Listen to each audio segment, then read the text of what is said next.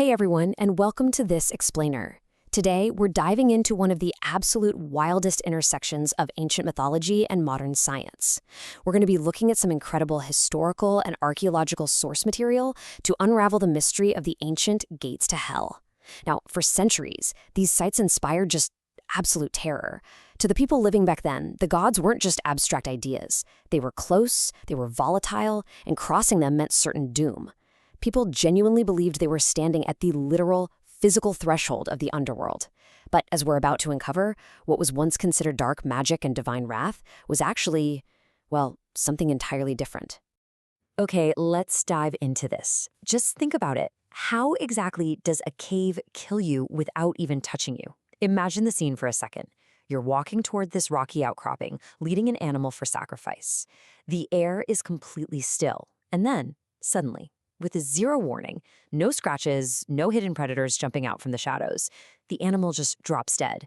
The sheer silence of this invisible killer, that's what made it so absolutely horrifying. It's terrifying, right? And the crazy part is, this wasn't just some one-off campfire story made up to scare kids. This was an observable, totally repeatable phenomenon that happened every single time living creatures got too close to certain specific caves. You can easily see why ancient people, watching this silent execution happen right in front of them, thought something utterly supernatural was at play. And that perfectly sets up the historical context. Since they couldn't see what was actually doing the killing, for hundreds of years, people all across the ancient Mediterranean, we're talking Greeks, Romans, Phrygians, genuinely believed these specific caves were the direct, physical doorways to the underworld, the literal gates to hell. Just imagine living in a reality where the realm of the dead felt that close and that tangible. I mean, if a bird flew too close to the opening, boom, it dropped right out of the sky. If a massive, incredibly powerful bull was led to the mouth of the cave, it just collapsed and died instantly. To the ancient mind, this wasn't a coincidence.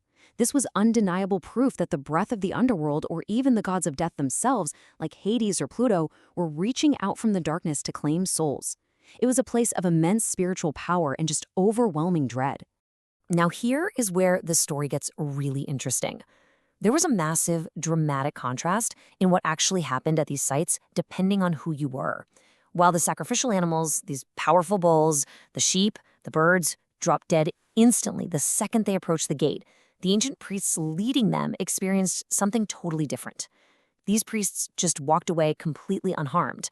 They could wade right into the middle of this supposedly cursed space, stand tall over the dying animals, perform their elaborate rituals, and then just stroll out without a single scratch.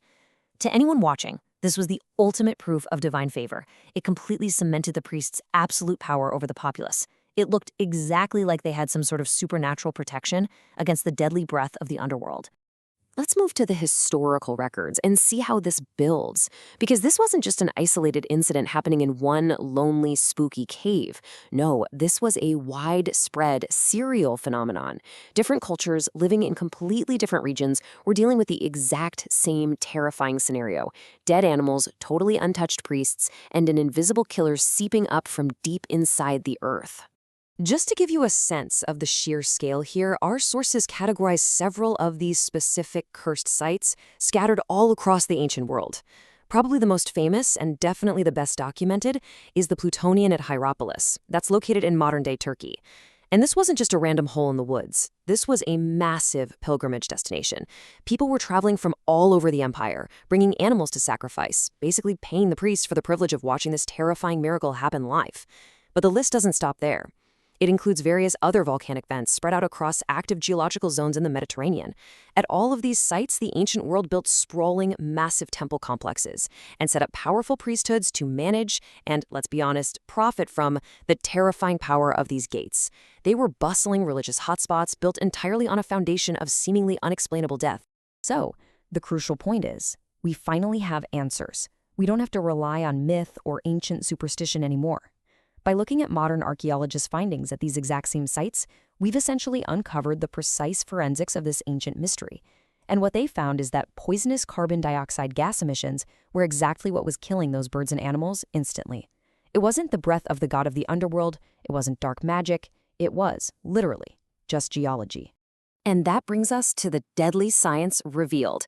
Modern science has officially demystified this terrifying ancient myth. We can now look back at these supposed gates to hell not as magical portals to the afterlife, but as unique and, honestly, highly dangerous geological anomalies. It's an incredibly amazing feeling to realize that we can take a myth that terrified entire empires for centuries, a fear that totally dictated how people lived and worshipped, and just completely dissolve that fear using observable geological facts. It's a massive paradigm shift in how we understand our own history. So let's break down exactly what this invisible killer actually is. Carbon dioxide pools. Deep beneath the Earth, seismic and volcanic activity is constantly releasing carbon dioxide gas. This gas travels all the way up through natural fissures and vents in the rock.